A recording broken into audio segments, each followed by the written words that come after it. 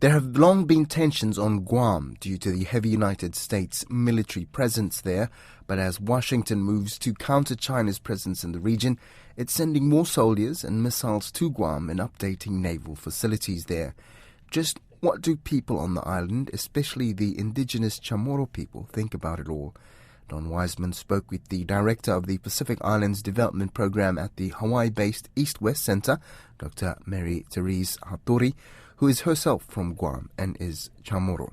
As I understand it, there are 22,000 American troops there, about to go to 27,000. Where they have them, have they brought in families with them? Yes, many of them bring in families. They reside on base, and I don't know the number, but, I live in Hawaii and we see similar problems with housing prices going up because the military who live off base get an allowance, and that tends to drive up rental prices to the point where they're pricing locals out of the market. So that's been going on for a while, but is going to get clearly a whole lot worse. Yes. And of the population of 168,000, just how many then are part of the military and either as serving soldiers plus families? We're talking what, half the population of the island, or are we? Oh, not quite that high. But certainly significant. But they are significant. Yes, it is significant.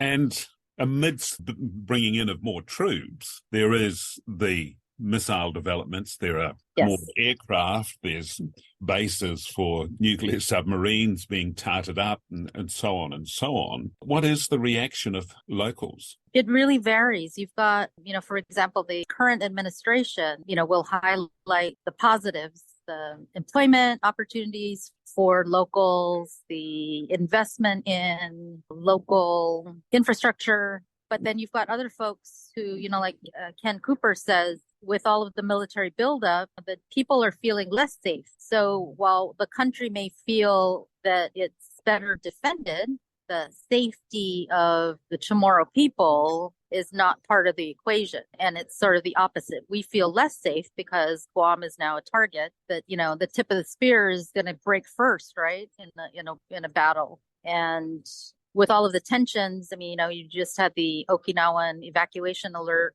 with the missile tests from North Korea yesterday. And so we're seeing all of this tension in the region, and it may mean that more of a military buildup and greater defense capabilities on Guam will actually make us more of a target. The indigenous Chamorro people, how much of a percentage of the population are they? Oh, I'm sorry, I don't have that off the top of my head. But, recently the United Nations did issue a rather scathing report because Guam is still one of the few places where the indigenous people are denied a right to self-determination. So that's still an issue.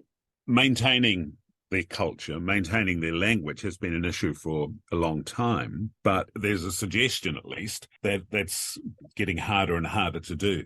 Well, my mother is a native Chamorro speaker. We have language immersion schools, Chamorro language immersion schools. There's more of a commitment to revive the language. So there are language revitalization movements that are happening. It's not a lost language by any means. You see the similar pattern in a lot of places that were colonized by outsiders.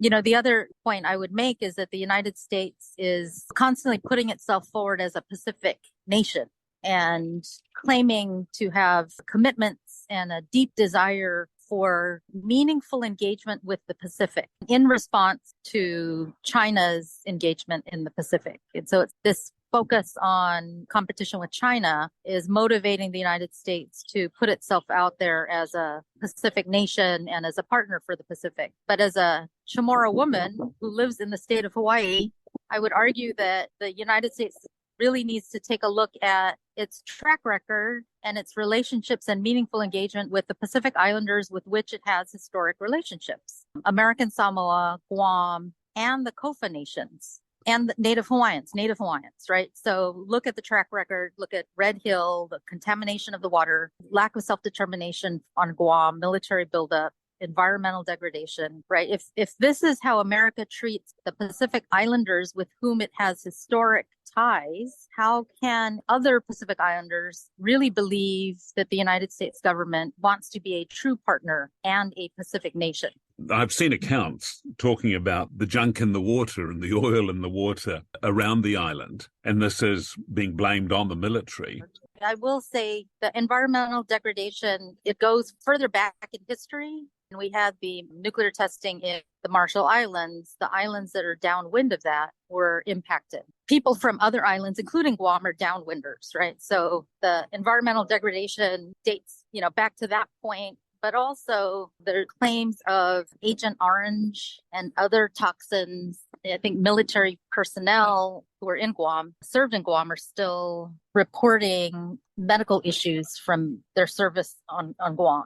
And just similar to Hawaii, where military bases are, there have been contaminants in the water supply and in the soil. This general dissatisfaction that exists, how does it manifest itself? Well, the perceptions and the positions vary. So there are many people on Guam who are extremely patriotic and have served in military, will continue to serve in the military, and have very positive experiences and lots of opportunities that they've benefited from as members of the armed forces. So there is that tension, and you see this in other parts of the Pacific, including the Federated States of Micronesia, where you have quite a few people enrolling in the military. So there's this tension between this, patriotism and the positive opportunities that can happen through military service, and then the negative issues and all the problems that occur with military buildup and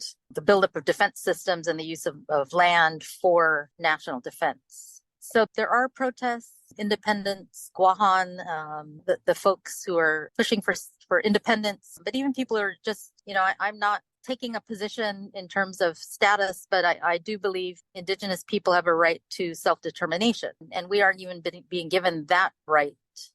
And the self-determination issue then gets amplified by the military issues. So these two issues may seem separate, but they're not. And they tend to have this amplifying effect, I think. People who may be dissatisfied with political status, I think they may have more support from people who are dissatisfied or concerned with military buildup.